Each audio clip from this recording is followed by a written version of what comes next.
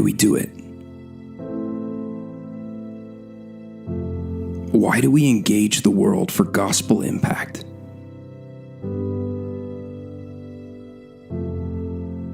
Why do we make the sacrifices?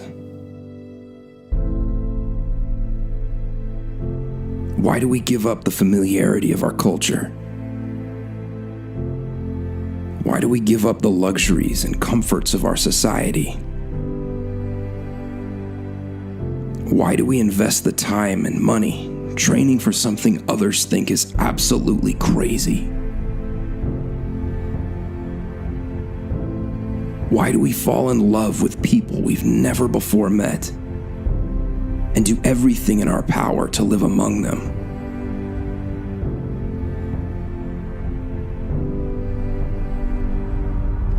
Why do we traverse expansive oceans, dirt paths, rocky canyons, raging rivers, thick rainforests, snowy peaks, and blistering deserts?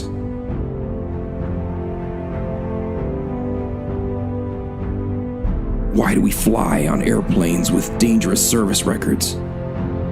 Why do we ride on overpacked buses on broken roads? Why do we take leaky boats through uncertain waters? Why do we walk mile after mile after mile? Why do we choose to live in difficult environments, restricted areas, polluted urban centers, or remote rural villages? Why do we work so hard to get into places others are trying to leave? Places stricken by disease, war, poverty, corruption, and despotism? Why do we learn unfamiliar languages, become immersed in unfamiliar cultures, eat unfamiliar foods, and embrace lifestyles that make us unfamiliar to our own families? Why are we willing to help those that hate us, serve people that suspect us, and work for the good of some who at first wish we would just go away? Why do we raise countless dollars, invest countless hours, and shed countless tears for the billions and counting who have never heard the truth? Why do we obey the call of God to go into all the world, sharing the gospel and making disciples of all peoples?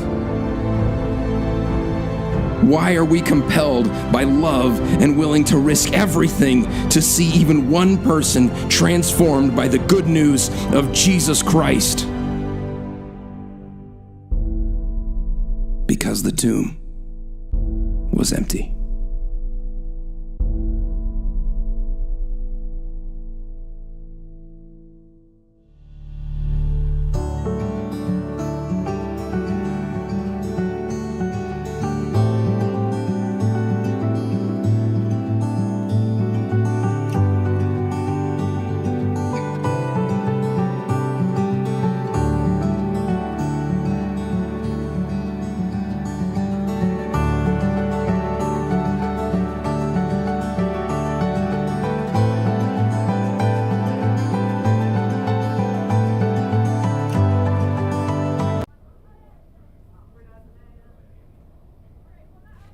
Hello, good morning everyone. Welcome to our very special event of Travel the World. This time we're looking into Europe, Albania.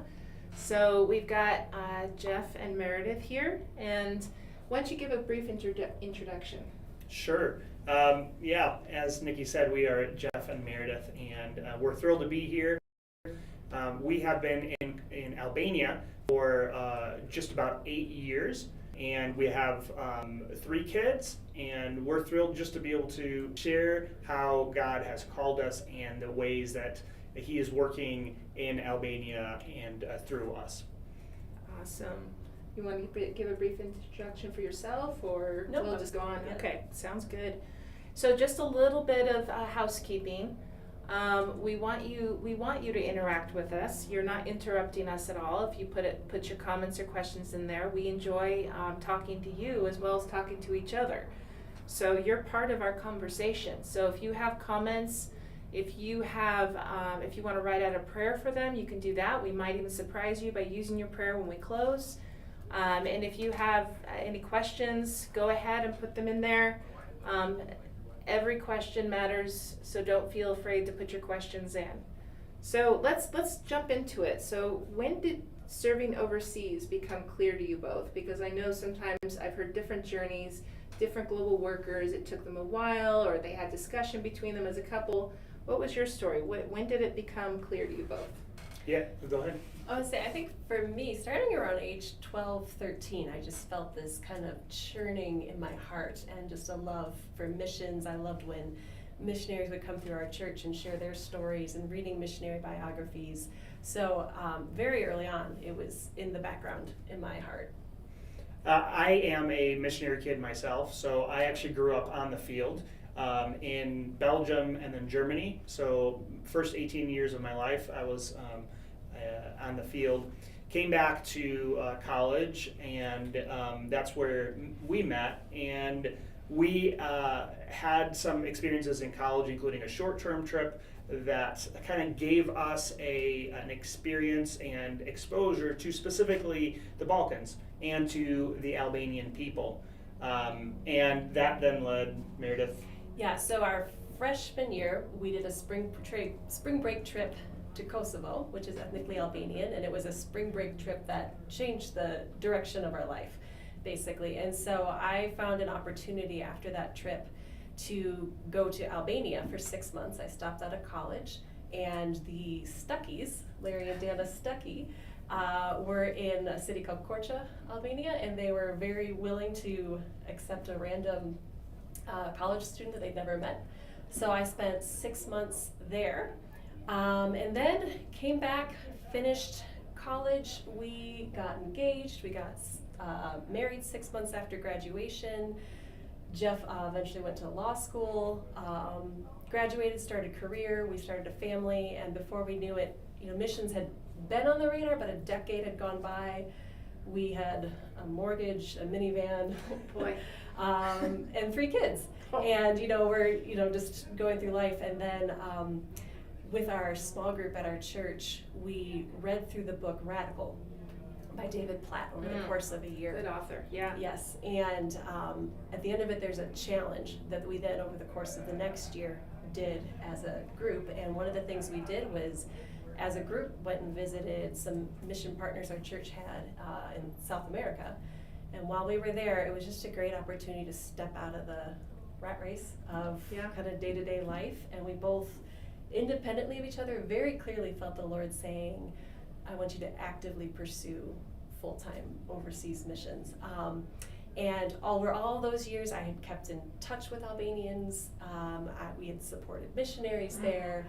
So Jeff had this 1 week in Kosovo when we were 18. He'd never been to Albania, but for both of us, there was no question of where God was calling us. So this was been 20, taking steps in faith that God, if this was not His will. We arrived in 2016. Awesome. Yeah, you and I, we both have someone in common, the Stuckies. Oh. Yeah, and the Larry Stuckey's a part of my story as well. So yeah. So when you said his name, I had to smile. So what made you choose WorldVenture? Yeah, so when picking up on the story that Meredith was telling, when we sensed the Lord calling us to take active steps to pursue missions, besides wondering where, Lord, you have us, it was also through whom, through what organization. And there's a lot of great organizations out there. Actually, when Meredith spent those 6 months in Albania, it was with WorldVenture. And so we were also looking to join some dear friends who were on the field with WorldVenture. So a natural starting place was WorldVenture, but we didn't do it blindly. Really, we'd heard great things, especially about the care that they provide the global workers on the field. And so for us, that was really important, knowing that that we didn't want to be let's say soldiers sent out into battlefield without support from the home and from battalion headquarters, to continue the analogy. And so it just seemed quite clear to us that WorldVenture made a lot of sense. Another thing I would say is that WorldVenture has a deep history in the country of Albania. And so that was also gave us a lot of confidence because they've had different ministries and people there over the years, including Larry. Stucky. Yeah. Yes. So you have a couple ministries in Europe or in Albania. One is called Marketplace Ministry. Can you define what that means to you, and why is Marketplace Ministry also an important calling? Yeah, I'd love to talk about that. So, as Meredith mentioned, I went to law school and then practiced as a business lawyer for about 7 years in the States, and I loved what I did. And so when the Lord called us, it naturally brought up the question, well, what does it mean now that I have all this experience in a specific sector of society, in a specific market in the States, but you've calling me overseas? Does that mean I need to forget about all that experience and go to seminary? And I think the reason that question comes up is because so often we have this view that missionaries are seminary trained or went to Bible school. They do church planting, they teach at a seminary, and that is oftentimes the case. And we, as an organization and as the church, need those people that God has equipped to do that. Yet I think for many decades there were also people who maybe felt a calling but didn't feel appropriately equipped and gifted. And one of the things I've really appreciated about WorldVenture from the get-go was that we never felt, or I did not feel like a square peg being put into a round hole. In fact, WorldVenture, one part of the DNA is Missions 360, and this idea that ultimately, if we want to take the gospel to the nations, we need to be able to reach all sectors of society. And ultimately, the local church is at the center of that.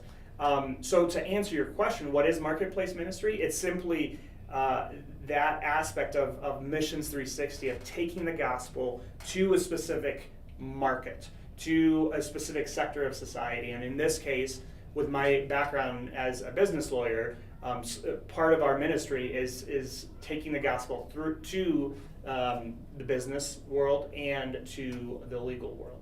Awesome. And if any of you out there would like to look into the 360, you can go to worldventure.com/360 and you can look that up. So also remember, you can ask questions. Don't worry about feeling like you're falling behind and asking the questions in the chat. We will pivot back to it, so feel free to put your comments and questions in. So how has so your marketplace ministry, according to your ministry profile, is advancing economic, healthcare, and community development. So can you describe what the day-to-day looks like for you guys? Yeah. Part of the reason I'm answering these and not necessarily Meredith is that's a larger part of my ministry. Mm-hmm. So what does that look like? It's a great question. Really the philosophy and the thinking behind the marketplace ministry is that there are a lot of people here in the States, in Albania, and many other countries who would not typically darken the doors of a local church. And vice versa, there are a lot of people that a local church can reach that maybe someone in a marketplace won't naturally reach. So for us, what that practically looks like is doing various projects where we're working with existing businessmen and women, with entrepreneurs, those who want to start a business, and then also with lawyers. And we do those projects with believers, but mostly non-believers. And so it's providing very practical training for the entrepreneurs to help them start a business. And so when I talk about entrepreneurs specifically in Albania, oftentimes when we use the word entrepreneur in the States, we think of someone starting the next Google. That's not the reality in Albania. Oftentimes it's a mom and pop shop or a business that is putting food on the table, so to speak. And so meeting a very real and felt need oftentimes has intrinsic value according to the scriptures. Now, if we were just to leave it there, we would not be differentiated from a lot of well-meaning nonprofits and organizations. And so ultimately our vision and purpose is for that to not only open doors to share the gospel, but also especially of those people that we're serving are believers, to help them understand how does work and faith, how do those go together. So on a practical basis, it's running projects, programs, doing business coaching, one-on-one mentoring with entrepreneurs and business owners. Awesome. That is awesome. And that is definitely a need. Tell us a few stories of how that has it positively impacted. You shared that it helped in an abstract sense. You shared how it helped people put food on the table. Is there any specific stories you can share? Sure, yeah, I can. There's two stories that come to mind, and I'll start with maybe the type of story that you wouldn't necessarily imagine being one that would be a story that would be told, but oftentimes I think through our entrepreneurial training, the value that's provided is maybe actually not even a business that gets started, but somebody realizing, actually, this isn't for me, and using my own money or money from family and friends to pursue this business idea actually doesn't really make sense. So through the training, they've maybe realized there either needs to be some pivoting that happens, or that the market has changed, or there's too much competition. And so that's happened more in actually a decent amount of the cases, where you're almost helping them realize that there is a lot of heartbreak ahead if they were to move forward. And the beauty of those situations is that oftentimes specifically in that decision-making process, you're really dealing with deep heart level questions and issues and fears and anxieties, and you're really able to talk through deeper issues that go way beyond business principles. I think of a specific individual who that was kind of the conclusion. And I have an Albanian colleague, and who does a lot of the one-on-one conversations, and he was able to very naturally share the gospel and explain what our true hope is. Our true hope isn't whether the business succeeds or fails. Our true hope has already occurred, and that is Christ's death on the cross and the redemption that we have through that. And so that's one story. I'd say another story would be some entrepreneurs who are believers already, and just helping them really think through, what does it mean on a day-to-day basis in a broken world where business, especially in Albania, it's rough and tumble. There's a lot of bribery, corruption. It's not a meritocracy. Everyone's not starting at the same starting line in a 100-meter dash.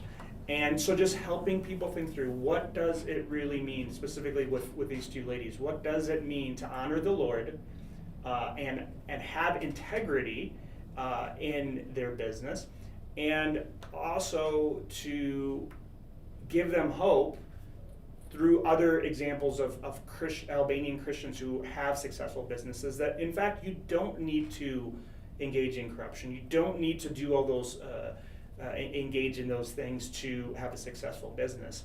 And you can honor the Lord through that. You will honor the Lord, and you will actually be a testimony to others, especially non-believers. That's what I think sometimes is surprising. They actually see the fact that, wow, how on earth and why are you operating in this way? Yeah, I've heard previous stories from other fields where not taking that not doing the bribe, not doing that to make something succeed, and even though it might cost more time, in the end made a wonderful impression upon the non-believer that was on the other end of that. So I mean, that takes a lot of courage to the women that were choosing to do the right thing. So define discipleship in your context. Do you want to define discipleship specifically in your context, and then I can maybe share it in the marketplace context? Sure. So, as you mentioned, we have two kind of primary ministries that are separate but also related. So he's the marketplace ministry. The bulk of my time and energy is in our local church. Mhm. So we're part of a church that this fall will celebrate 10 years. We have about 40 members, which is actually above average for Nice. Albania. So the bulk of my time is spent in a lot of individual discipleship. Albania, culturally, for a lot of reasons, like we shared, like a small group was what the Lord used in our lives to move us to the field, and we grew so much through that small group. Small groups just aren't as effective. We've tried to kind of get something like that going, and it just, for a variety of reasons, people aren't going to open up as much. Wow. The magic is one-on-one, is where people are really willing and able to be vulnerable. Nice. So it's not efficient, No. but it's good, and it's how the Lord works. He works on very individual, granular levels. That's what discipleship looks like. It's a lot of one-on-one. It's a lot of just week in, week out, doing life with people, and then also, just thinking through some of these unique issues that maybe we wouldn't face here in the West, talking about bribery and corruption. We have a member of our church who is in healthcare, and it's standard practice to accept a bribe from every patient. Even though it's a nationalized healthcare system, he refuses to, which is a huge economic hardship for his family. His coworkers think he's crazy, but that's a very natural, unique maybe outworking of the gospel there. Just kind of an example of discipleship with some of the teenagers at our church. There's a young lady that I meet with every week. And she's kind of like a daughter to me, and in her senior year, it would be the equivalent of her senior year in high school, she was really thinking and praying through what's next. Most seniors here in the U.S. are thinking through, do I go to college, trade school, whatever. What she is thinking through, and what's unique to Albanian youth, is, do I stay or do I emigrate?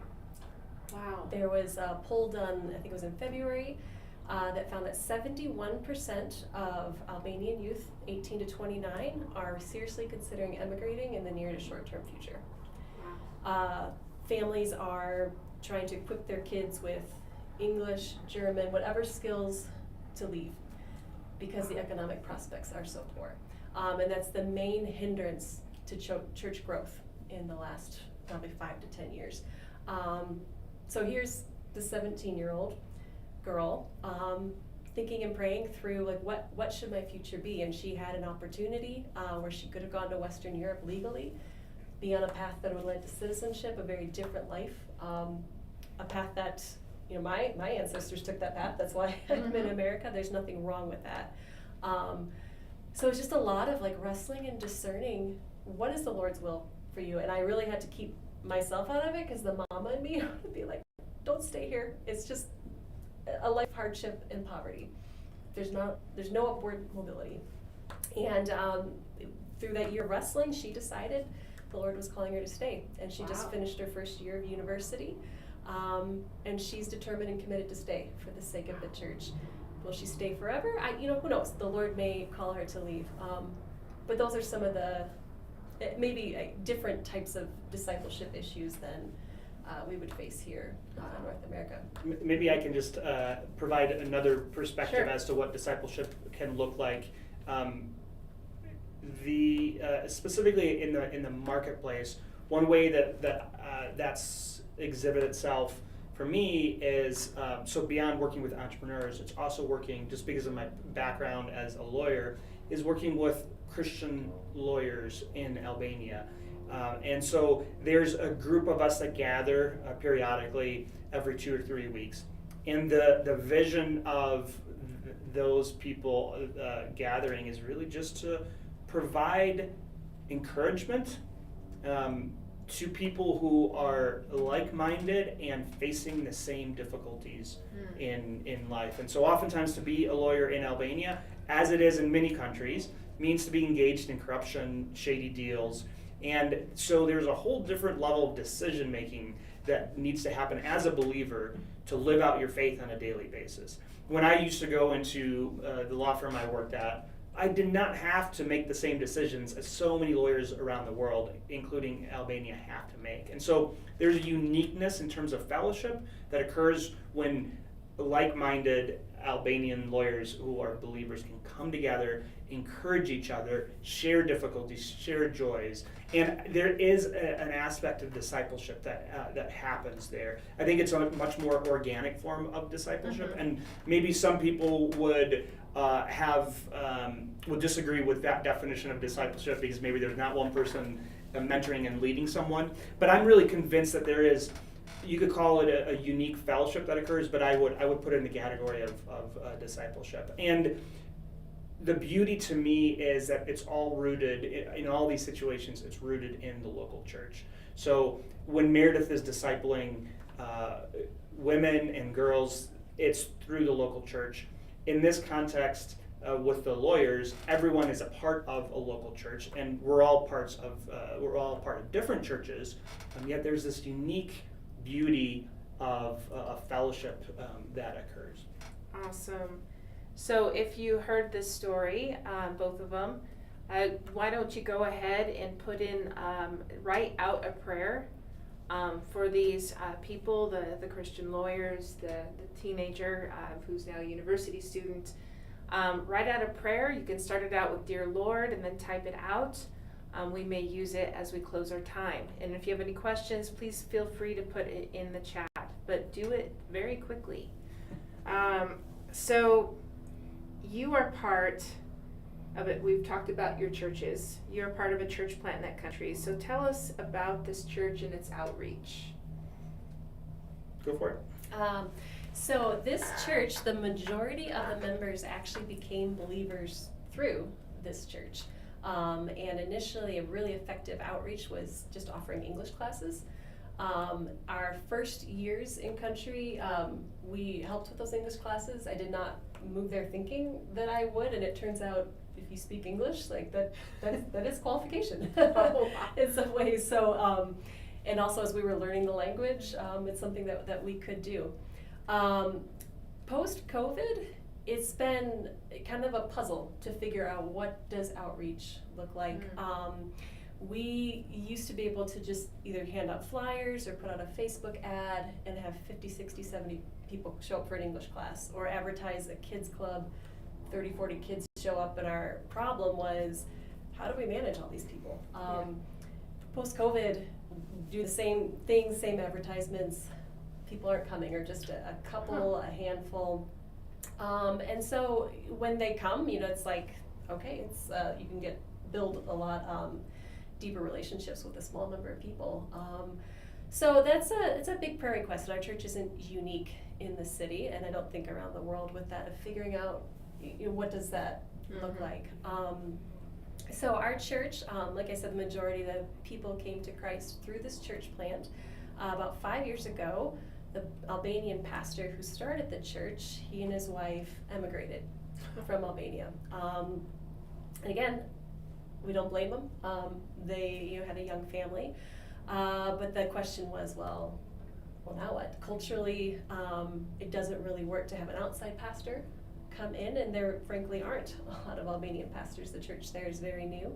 So what made sense was having someone from within. So our current pastor had become a believer several years before through the church plant, including his wife.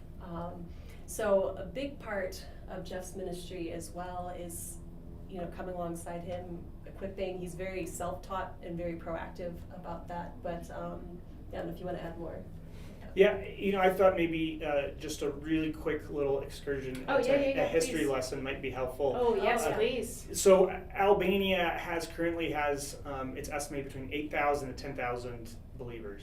That's not a very high number. There's about 8 million Albanians that live in Albania. So less than 0.5% of Albanians are believers. And so when you look at the history, Albania during communism went through a horrible 50 years. In fact, it was probably equivalent to what North Korea is today. So it was a very harsh form of communism. And in fact, the dictator completely outlawed all religion, and it was the world's first officially atheistic country. And so when that ended, that chapter ended in the early 90s, you had multiple generations of Albanians who really had no religion. And so a lot of people kind of reverted back to the religion of their grandparents or great-grandparents. And so it is a majority Muslim country, yet after communism, because of their experience of being forced atheistic country, Albania is very proud and pushes the harmony of religions. There's 5 official religions in the country, and religious tolerance and harmony is a big deal to them, because, and understandably so, because of the background. But from when we talk about it, what does evangelism look like? It does make a difference, because it is a majority Muslim country, but there is almost a postmodern, your truth is okay. You're Orthodox, you're Muslim, you're Catholic, you're Protestant. It's all the same. Let's all just get along. And yes, let's get along, but there is gospel truth, and that truth, we all feel called to have that truth proclaimed. And so that's kind of the context, and historically and culturally, for what evangelism looks like. And so picking up on what Meredith said, getting out and I think seeing people face to face and meeting with them face to face, whether it's going in the different apartment complexes around our church, I think has become much more effective than maybe it was even before COVID. And I think people would come before COVID, and now I think we need to be okay with feeling uncomfortable and going to where they are at. So I think that's what outreach and evangelism is looking like post-COVID in Albania. Yeah, and kind of the last 6 months, we kind of stumbled upon, we were able to get our hands on 100 Samaritan's Purse Operation Christmas Child boxes around Christmas time. And what Samaritan's Purse was providing was the boxes, and then they encouraged us to invite kids to a party, and then a 12-week kids club, Bible club after that, and they had all the curriculum, it was all translated. And so we were kind of like, we've been trying to do that post-COVID and no success, but we're like, hey, it's all set and ready, let's just give it a try. And so that's what we did. We just like knocked on doors, or like, do you have any kids? But it was great for people, everyone knows everyone's business. They knew who the church was. And the people that didn't have kids loved, like, that's so great that you're giving gifts to kids. So we prayed for 10 kids to show up. 10 kids came.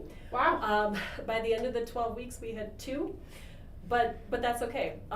We felt like, okay, we got our faces kind of out there. Then came March 8th, which is International Women's Day. It's a very big deal there. It's like Mother's Day.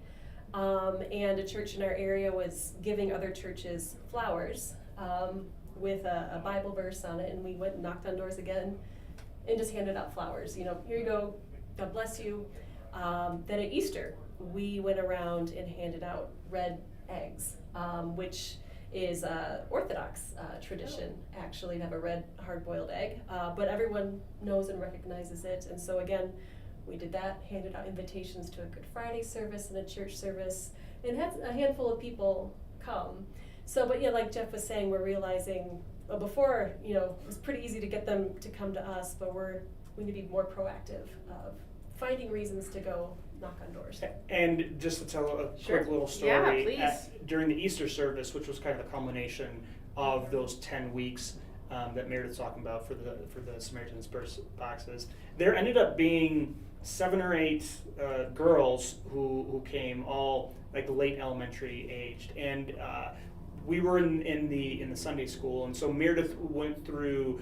I don't know if you guys are familiar with the resurrection eggs, but it's basically a way of being able to share the gospel through like a prop, so to speak. Yeah. And it culminates. It's an Easter story day, so it culminates with the fact that the tomb is empty. And it was so cool because it was very clear that none of these 7 or 8 girls had ever heard the gospel story, right? And that's a pretty rare thing, I think, especially in the States, that you really have no idea how the story ends. And it was very clear, because the last box that you open is empty, because the tomb is empty.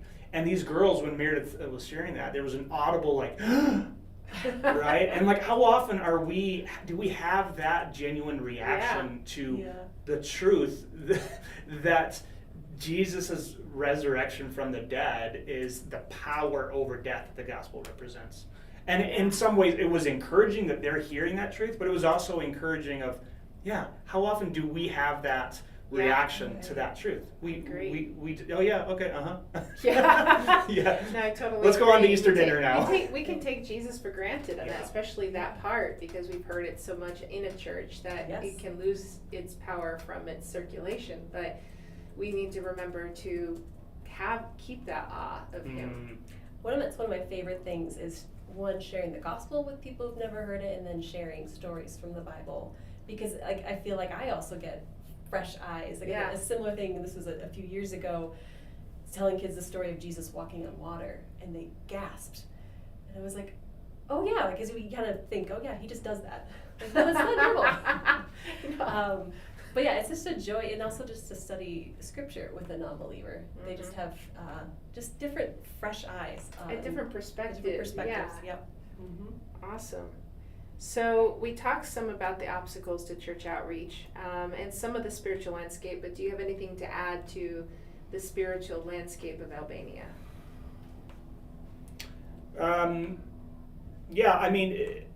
Just maybe building a little bit on what I was talking about before in terms of the historical background. It is majority Muslim, according to when people fill out the census data.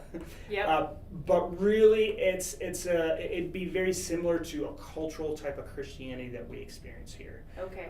And so I think in order to do ministry effectively in Albania, you don't necessarily need to have a deep understanding of Islam and be ready to engage in those sort of apologetic type of conversations. Everyone is searching for meaning in their life, searching for significance.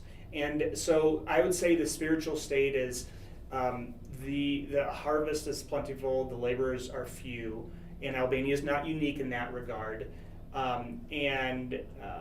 There are amazing stories of God working, yet the church is on the decline. After a period in the 90s of radical growth, now it was kind of stable, and now it's slowly declining. And what I've heard is two explanations as to why. One is simply immigration.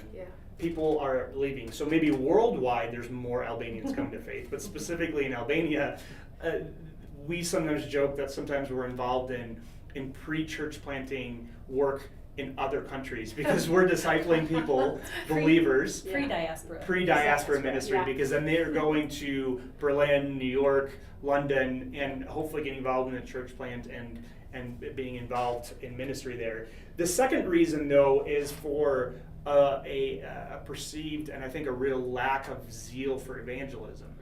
And so, if you are interested in coming to Albania, or if you are committed to praying for Albania, pray for that evangelistic zeal to be flame, for those flames to be fanned, and amongst missionaries, but also amongst Albanian believers.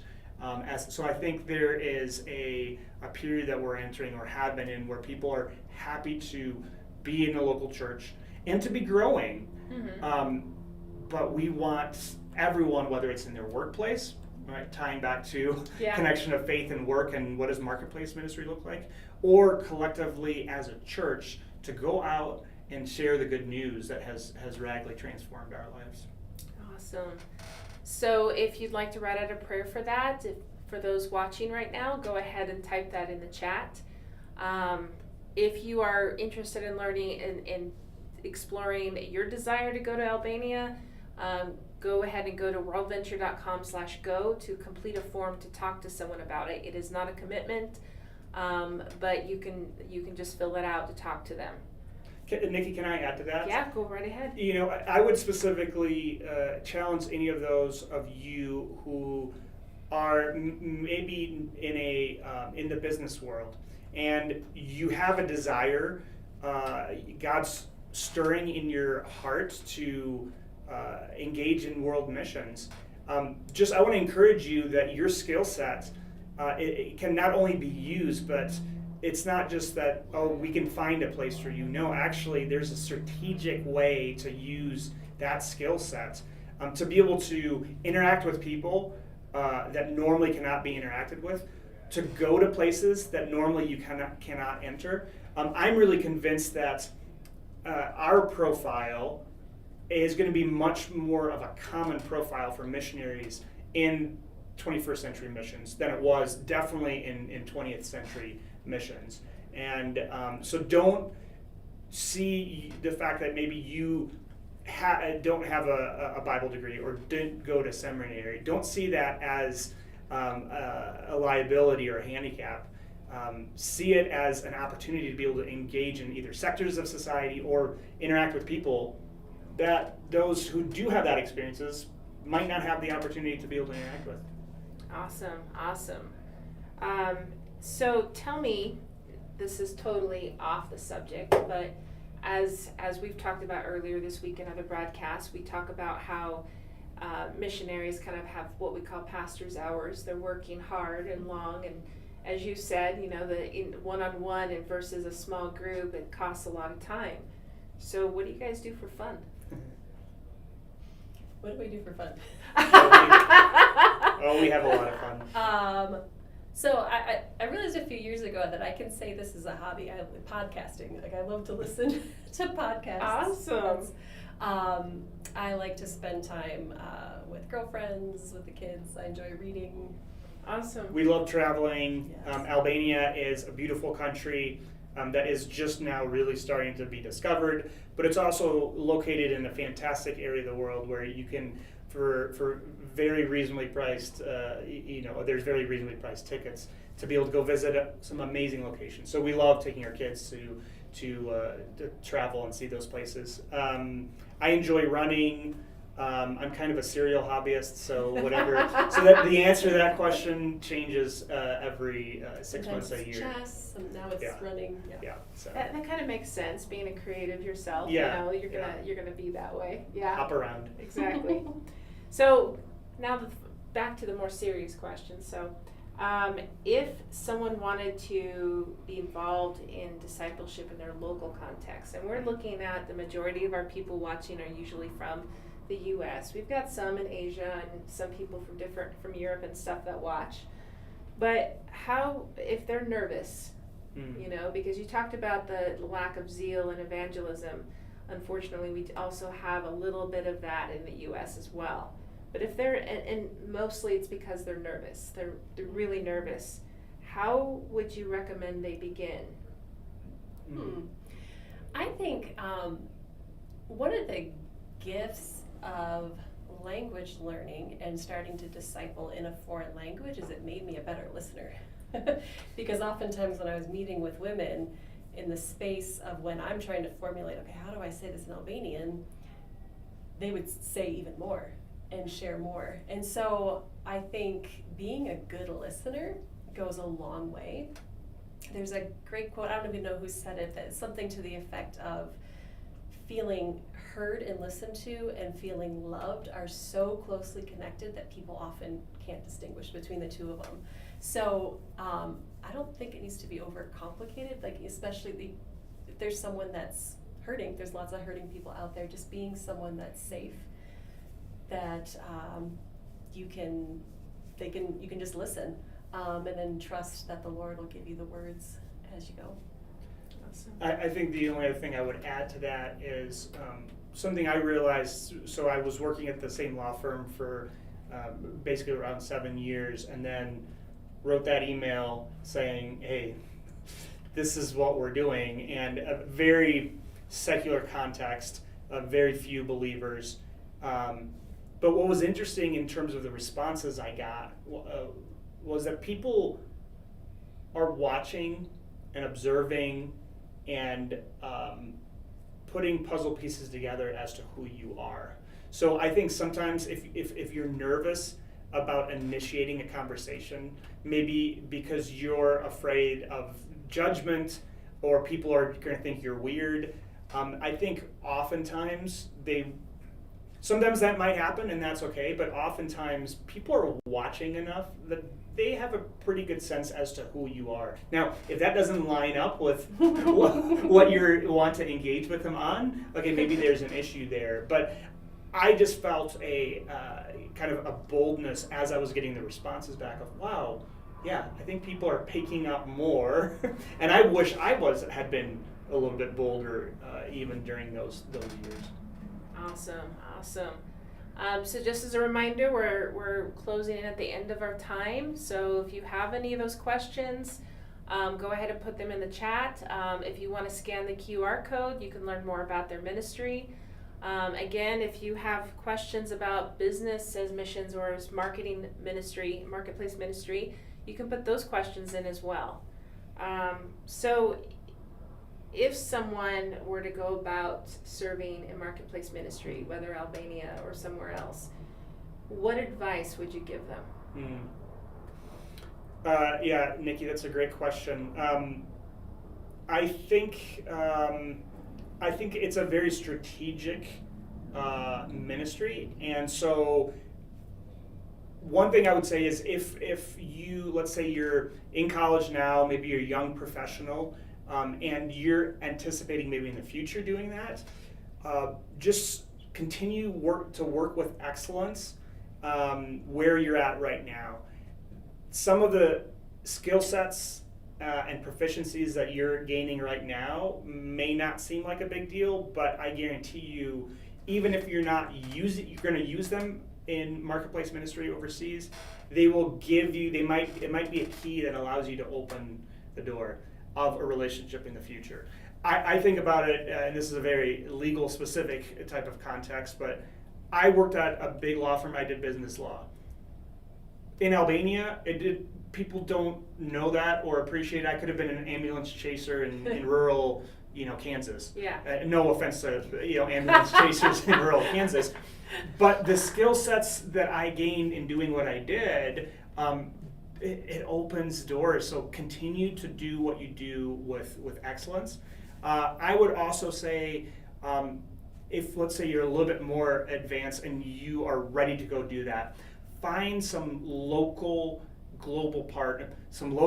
partners in the country of service who are missionaries and or locals, believers who have an existing ministry, and work with them, because I think that tie between marketplace ministry and the local church is so important. Mm-hmm. And I think that can err on two sides. Either a local church is not reaching out and engaged, or on the flip side, someone's only doing marketplace ministry, but they're not plugged in or funneling to a local church. So find a healthy, partnership locally that you can work with to provide that the local church, centricity that's so important to missions work. Awesome, and that's very good advice.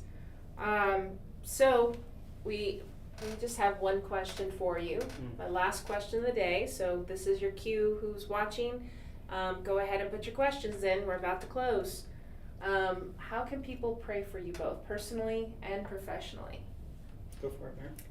I think on the personal side, we have a lot of ministry stuff going on, but also primary ministry is really our children. We have 3 kids, and so we're here for this summer, and so it's just kind of fast-paced. We're away from home for summer. It's like being gone for 3 months from home, and so on the one hand, we're having a blast, but also it's they're homesick. So just for them and our transition back to Albania in about a month or so here, and just that we just shepherd their hearts well as they enter into the teen years and are wrestling with their identity as kids that belong nowhere and everywhere. Yes, Yeah. that's a good description. And I think from a ministry standpoint, Albania is God is doing some great things, but it is a difficult field, and it's different than some other places where you see a lot of tangible fruit. So just that God would guide us to those relationships, that He would work, and we just pray for new birth in Christ, and that there'd be believers, people who are in the kingdom of darkness right now, that would be transferred to the kingdom of light, and that God would receive glory through that. That's really our prayer. And if God wants to use the ministries we're involved in to do that, great. But we just want to see more Albanians come to Christ. Awesome. All right, so hope you all wrote that down. We're going to go ahead and close our time with prayer.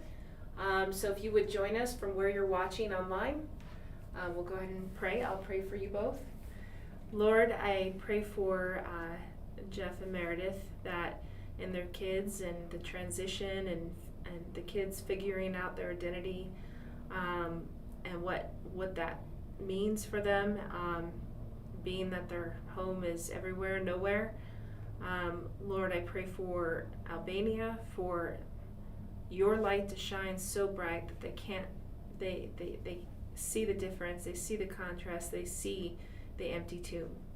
Lord, I praise you for the believers in Albania, and Jeff and Meredith for doing what they're doing for you, and give them strength to continue working together in unity in their different ministry contexts. In Jesus' name we praise. Amen. Amen. All right, thank you everyone for joining us. If you watch this after the live is over and you have questions, you can put them in the chat. So we do monitor the comments at all times, so we can forward your questions on to Jeff and Meredith. So thank you everybody. Have a great day.